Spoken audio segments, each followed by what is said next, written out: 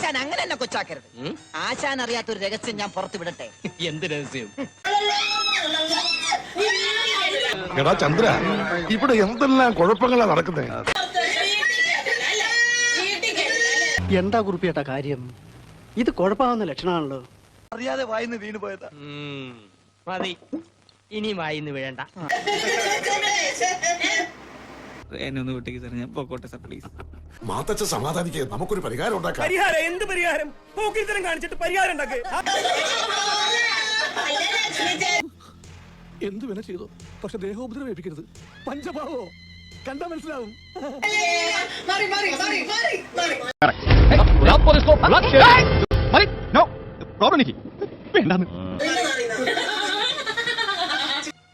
ഓഹോ, അപ്പൊ ഇത്രയും നാൾ എന്നെ വഞ്ചിക്കായിരുന്നല്ലേ?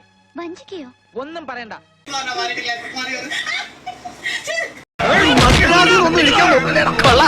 കൊല്ലാൻ നിന്നവരും കൊല്ലാൻ വന്നവരും തമ്മിലാണ്. എന്നോടത് വേണ്ടിയില്ലായിരുന്നു. വല്ലാത്ത ചതിയായി പോയി. എടാ മണ്ടന്മാരെ, നീയൊക്കെ പരസ്പരം അടിച്ച് ചത്തോ.